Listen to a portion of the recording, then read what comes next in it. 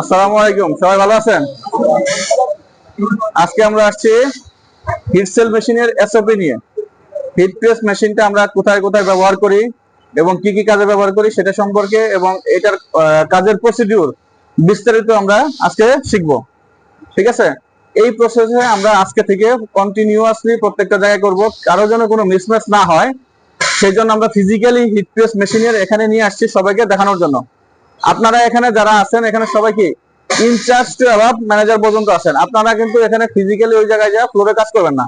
আপনারা এখান থেকে যে আপনাদের যেমন যারা আছে কন্ট্রোলার বা লাইন কোয়ালিটি তারা যে যারা করবে তাদেরকে যে ব্রিফিং দিবেন এবং বুঝাবেন যে আমাদের কিভাবে হিট প্রেস মেশিনটা পরিচালনা করতে হয়।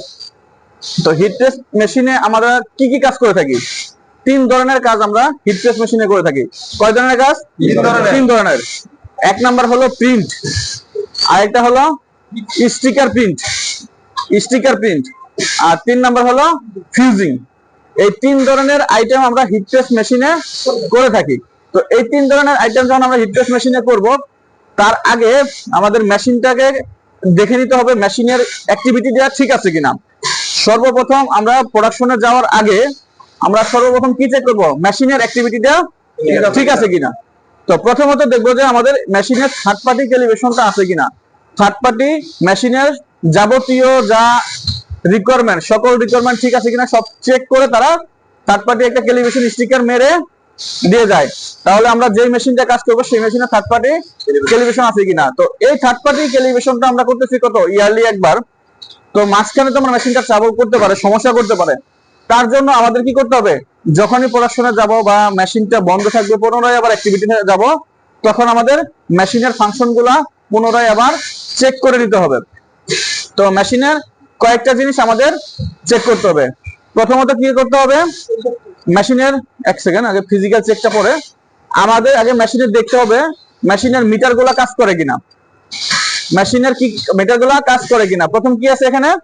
Hit control meter. এখানে কতটুকু হিট উঠতেছে সেই হিটের মিটারটা আছে। তো মিটারে আমার মেশিন হিট আছে কত? 169। এখানে হিট দেখাচ্ছে বা 170 দেখাচ্ছে। হ্যাঁ, আমার মেশিনটা যে হিটটা দেখাচ্ছে আমরা এটা চেক করব থার্মাল পেপারে যে মেশিনের ফিজিক্যালি ও টেম্পারেচার কতটুকু দিচ্ছে। আমার মিটারে দিচ্ছে 170, আর ফিজিক্যালি আমার থার্মাল পেপারে চেক করে ফিজিক্যালি যে তাপমাত্রাটা সেই তাপমাত্রাটা 170 আছে কিনা সেটা চেক করতে হবে। তারপরে আমার কি এখানে হাওয়া প্রেসার আছে, এই পাশে মিটারে প্রেসার আছে। আমরা প্রেসারটা দেখাবো। এখানে যে প্রেসার আছে সেই প্রেসারটা দেখবো আমরা, যে প্রেসার যেটা দেওয়ার কথা, যেটা সেট করার কথা সেই সেট অনুযায়ী প্রেসারটা ঠিক আছে কিনা। তো এই জিনিসগুলো যে আমরা চেক করব, চেক করার জন্য আমাকে কিছু ইনফরমেশন লাগবে। সেই ইনফরমেশনটা হলো যে আমার প্রিন্টের জন্য, ফিউজিং এর জন্য এবং কি স্টিকার প্রিন্টের জন্য একই টেম্পারেচার একই প্রেসার কিন্তু দিলে চলবে না, এর জন্য পার্থক্য আছে। তো এই ডাটাটা ইনফরমেশনটা কোথায় পাবো? এই ইনফরমেশনের জন্য আমাদের কি করতে হবে? সাপ্লায়ার টিডিএস লাগবে। টিডিএস এর মানে কি? Technical data sheet. তো এই যে টিডিএস আছে, এই টিডিএস এর মধ্যে দেওয়া আছে যে আমার যে আইটেমটা করব সেই আইটেমে আমার কত টেম্পারেচারে করতে হবে, কতটুকু প্রেসার দিতে হবে, ঠিক আছে, এবং কতক্ষণ সময় থাকতে হবে, টাইম কতটুকু থাকবে। এই ইনফরমেশনটা আমার সাপ্লায়ার কি করতেছে?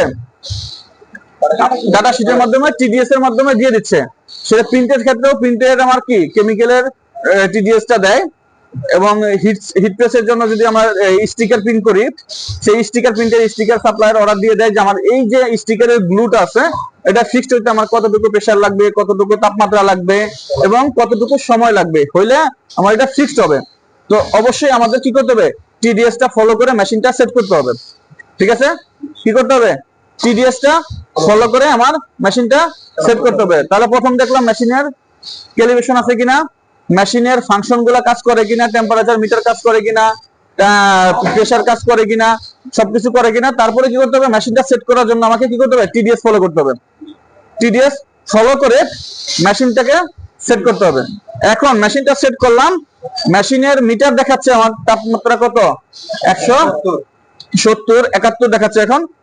এখন এই যে 71 যেটা রিডিং আছে সেই রিডিংটা আছে কিনা। তো এর আগে আমাদের টেম্পারেচার চেক করার জন্য আমাদের মেশিনের উপরে এবং নিচে দুইটা কিন্তু রাবার বেল্ট আছে। এই বেল্টের সমস্ত জায়গা সমান আছে কিনা, প্রেসারটা সমান ভাবে পড়ে কিনা, এই জন্য আমাদের প্রেসারটা চেক করতে হবে এবং ইভেননেস চেক করতে হবে, বেল্টের ইভেননেস এবং প্রেসারের ইভেননেস।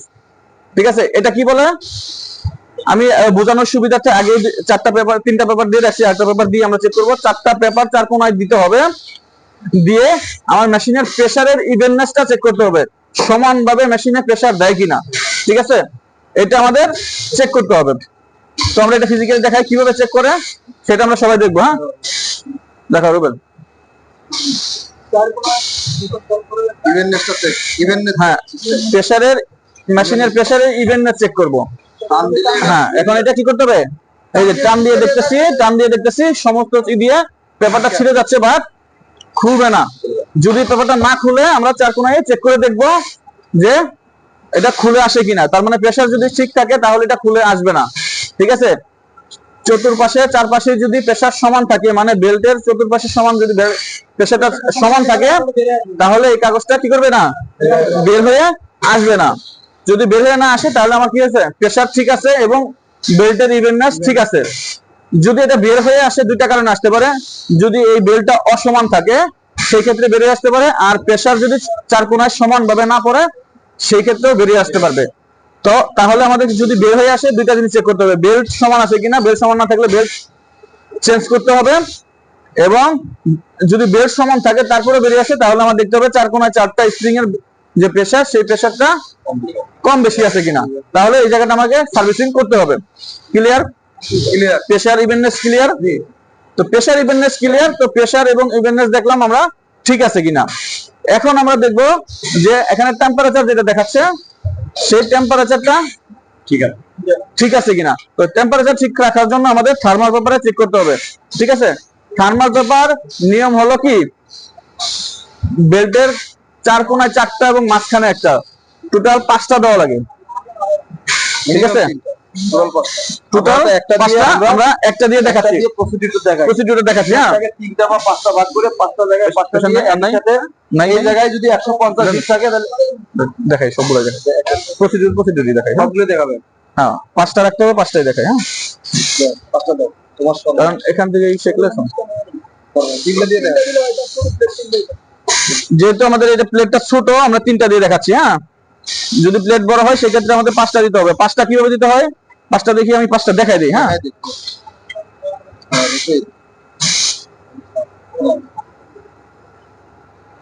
আমাদের থার্মাল পেপারটাও বড় আছে। হ্যাঁ, সেই জন্য আছে, তো সেই ক্ষেত্রে যদি আমরা 5টা দিতে চাই তাহলে চার কোনায় চারটা এবং মিডলে একটা, এইভাবে আমাদের কি করতে হবে, 5টা দিতে হবে। যেহেতু আমাদের প্লেটটা ছোট, আমাদের প্রোডাকশনের সুবিধার্থে আমরা 3টা দিয়েই করে দেখাচ্ছি। তো মূলত নিয়ম কি, এভাবে 5টা দিয়ে চেক করা আমার থার্মাল পেপারে। ঠিক আছে, হ্যাঁ, প্রেসার দাও। এইটা 3টা বা 5টা দেওয়ার কারণ হচ্ছে প্লেটের প্রেসারটাও অনেক সময় আনইভেন থাকে। মাঝখানে 170 সেট করছি ডাটা শিট অনুযায়ী, মাঝখানে 170 পাচ্ছি, কিন্তু সাইডে আমি 150 পেলাম, তাহলে বুঝতে পারবো প্লেটের টেম্পারেচারটাও আনইভেন আছে। এটা মেকানিক্সের সাহায্যে নিতে হবে।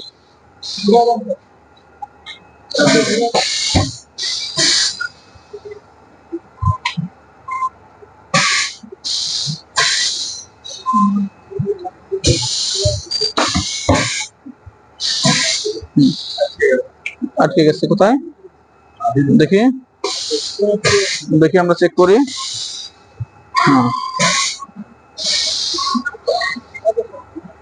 কত সেট করা আছে আমাদের, 170 সেট করা আছে। 170 সেট করা আছে আমাদের এখানে। 170 এর ঘরে কিন্তু এসে কাটছে, তাই না?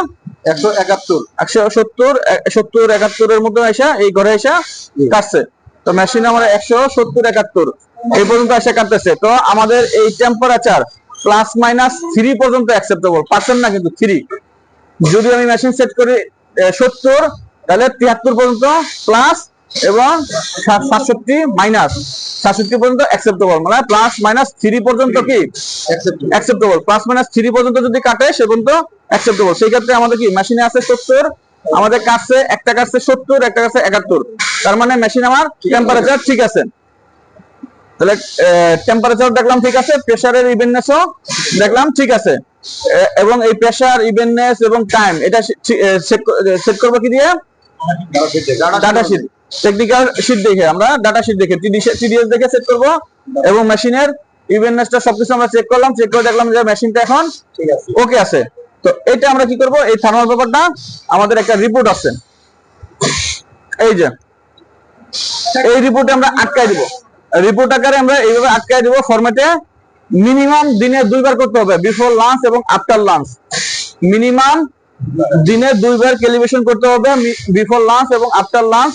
এখানে একটা কথা বলে নেই, যদি কোনো কারণে মেশিনটা সার্ভিসিং এর প্রয়োজন হয় বা বন্ধ থাকে, সেই ক্ষেত্রে মেশিনটা সার্ভিসিং কমপ্লিট করে বা আবার পুনরায় চালু করে পুনরায় আবার ক্যালিব্রেশন করতে হবে, ঠিক আছে।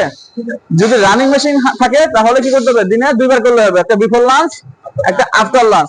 বিফোর লাঞ্চটা আমরা করব সকালে মর্নিং আওয়ারে, ক্যালিব্রেশন করে প্রোডাকশন শুরু করব, এবং আফটার লাঞ্চে যখন লোকজন আবার আসবে কাজ শুরু করবে তখন আবার ক্যালিব্রেশন করে তারপরে কাজ শুরু করব, ঠিক আছে। আর যদি কখনো কোনো কারণে মেশিনের সার্ভিসিং এর দরকার হয় বা মেশিন বন্ধ থাকে আবার স্টার্ট করা হয়, সেই ক্ষেত্রে আবার কি করতে হবে, পুনরায় আবার ক্যালিব্রেশন করে মেশিন স্টার্ট করতে হবে। বুঝলাম। এখন আমরা কোন সময় কি করতে হবে, রিপোর্ট করতে হবে ক্যালিব্রেশন কয় time? 2 time, minimum 2 time, maximum আরো বেশি হতে পারে। মিনিমাম 2 টাইম, 2 টাইমের কম করা যাবে না। আমাদের চাইলে আমরা আরো বেশি করতে পারবো, কিন্তু কম করা যাবে না। এবং সার্ভিসিং হলে আবার এডিশনালও ক্যালিব্রেশন করতে হবে, ঠিক আছে। তো আমরা এখন এটা আমরা এই মেশিনে যেহেতু আমরা দেখলাম এটা আমাদের মেশিনের সবকিছু ওকে আছে, দেন আমাদের প্রোডাকশন চলবে। প্রোডাকশন অলরেডি দেখতেছি আমরা রানিং চলতেছে, প্রোডাকশন রানিং এ চলতেছে, দেখতেছি আমরা যে ক্যালিব্রেশন করার পরে কিন্তু আমাদের প্রোডাকশন চলতেছে। আবার আমাদের আরেকটা মেশিন আছে, আরেকটা যে auto machine, robotic machine, digital machine সবাই আমরা দেখি। এই মেশিনে কিন্তু সেম ভাবে আমাদের ক্যালিব্রেশন করতে হবে এবং প্রেসার, ইভেননেস সবকিছু চেক করতে হবে, এবং এইভাবে কিন্তু প্রোডাকশন হচ্ছে, যে এখন আমাদের রানিং প্রোডাকশনটা দেখছি, এবং মেশিনের ক্যালিব্রেশনটা আমরা এখান থেকে দেখালাম।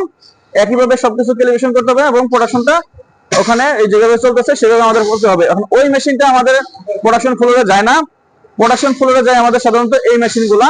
তো এই মেশিন, এই জন্য আমি ফিজিক্যালি এই মেশিনটা দেখালাম যে আমাদের কিভাবে ক্যালিব্রেশন করতে হবে, কি কি চেক পয়েন্ট করতে হবে, ঠিক আছে। তো এই চেক পয়েন্ট গুলো করে আমাদের প্রোডাকশনটা রানিং থাকতে হবে। কার কোনো প্রশ্ন আছে এক্সেল নিয়ে? আমি যে 5টা পেপার ইউজ করি, 5টা পেপার আমি রিপোর্টে লিখব যে একটা রিপোর্ট দিলাম। হ্যাঁ, অবশ্যই 5টা, আমরা যে কয়টা ক্যালিব্রেশনের চেক করব সেই কয়টা আমরা রিপোর্টে লাগাই দিব। হ্যাঁ, পাশাপাশি লিখে লাগাবো বা একটার উপর একটা রেখে লাগাবো, মানে থার্মাল পেপার যেন সবগুলাই দেখা যায়, সবগুলাই রাখতে হবে। এখন যদি আমি একটু বলি, এখানে যেহেতু যদি বেল্টের আমাদের এই বেল্টের সাইজটা ছোট হয়, সেক্ষেত্রে ওটার উপর ডিপেন্ড করে। আমরা কিন্তু দেখলাম যে আমাদের থার্মাল পেপারটা যে বড় আছে সেটা আমাদের পুরো বেল্টটাই কভার করতেছে, সেই ক্ষেত্রে আমরা 3টা দিয়ে দেখাইছি, 3টা দিয়ে করতে পারি। তবে বড় বেল্ট হলে অবশ্যই 5টা দিয়ে করতে হবে, মানে 4 কোণায় 4টা, মাঝখানে একটা, মিডলে একটা, এবার 5টা হলো সর্বোত্তম ভাবে দেওয়া। এখন এই 5টা দেওয়ার উদ্দেশ্য কি, আমার পুরো বেল্টটা কভার করে, যে আমার টেম্পারেচারটা পুরো জায়গায়, সম্পূর্ণ জায়গায় আমার সমান টেম্পারেচার দিচ্ছে কিনা, তাপমাত্রাটা সমান ভাবে আছে কিনা সব জায়গায়, ঠিক আছে। আমরা যদি এখানে এই মেশিনটাতে স্টিকার করতেছি, যেহেতু এই মেশিনটাতে আমরা স্টিকার হিট প্রেস করতেছি, সেক্ষেত্রে আমাদের এই বেলটা ছোট বলে আমাদের এটা দেখাচ্ছে। যদি ফিউজিং লাগাইতে নাই তাহলে বেলটা বড় হবে, যখন বড় হবে তখন এই 5টা দিয়ে আমাদের ক্যালিব্রেশন করতে হবে, করে মেশিনটা রানিং করতে হবে। এখন যদি ফিউজিং লাগাই, ফিউজিং লাগানোর পরে আরেকটা কাজ আছে আমাদের, সে আরেকটা কাজ কি, ফিউজিং লাগালে আমাদের ফিউজিং এর বন্ড টেস্ট করতে হবে এবং ওয়াশ টেস্ট করতে হবে। আর হিট প্রেস এবং প্রিন্ট করলেও হিট প্রেস করে, প্রিন্ট করে, ওয়াশ টেস্ট করে দেখতে হবে, 3 টাইম এবং 5 টাইম ওয়াশ টেস্ট করে দেখতে হবে যে অ্যাপিয়ারেন্স ঠিক আছে কিনা এবং প্রিন্ট বা হিট স্টিকার উঠে যায় কিনা, এই জিনিসগুলো আমাদের চেক করতে হবে। ক্লিয়ার সবাই? কেয়াবিন যেটা আমরা করি, কেয়াবিন আমরা 10 টাইম ওয়াশ করি একটা স্টাইলের। যদি বায়ারের ক্ষেত্রে, বায়ারের রিকোয়ারমেন্ট যদি আরো বেশি থাকে সেক্ষেত্রে ওটা আলাদা করে করতে হবে। তো মিনিমাম 3 টাইম থেকে 5 টাইম পর্যন্ত ওয়াশ টেস্ট করা উচিত, সবচেয়ে উত্তম হলো 5 টাইম ওয়াশ টেস্ট করা, ঠিক আছে। হ্যাঁ, এই হলো আমাদের এই যে wash test report before wash. After wash এবং বিফোর ওয়াশে আমাদের কি রকম আছে দেখেন। হ্যাঁ, এখানে দেখা আছে কত টাইম, 10 টাইম করছি, মানে হ্যাঁ। কেয়াবিটটা রিকোয়ারমেন্ট আমাদের এই ভাইয়ের কেআইপি ভাইয়ের রিকোয়ারমেন্ট আছে 10 টাইম, এই জন্য 10 টাইম করছি। এখন এরপরে ডেইলি 10 টাইম হবে না, ডেইলি 5 টাইম হবে। হ্যাঁ, তো এখানে 10 টাইম আছে, অবলিক দিয়ে 5 টাইম। এখন এই বাইরে ফার্স্ট টাইম চাইছে ও 10 টাইম, তারপরে এভরিডে হলো 5 টাইম। এখন বাইরের রিকোয়ারমেন্টের উপর ভিত্তি করে আমাদের এই টাইমটা চেঞ্জ হয়। তো এখানে আমাদের রিপোর্টে অবলিক দেওয়া আছে 5 টাইম এবং 10 টাইম। তো আমরা দুইটা অবলিক দেওয়া আছে, যখন যেটা করব 10 টাইম করলে 10 টাইম, 5 টাইম করলে 5 টাইম। ঠিক সেজন্য দিয়ে আমরা চেক করে দেখবো যে এই স্টিকারটা ওয়াশের পরেও আমার উঠে যাচ্ছে কিনা। ক্লিয়ার? ক্লিয়ার।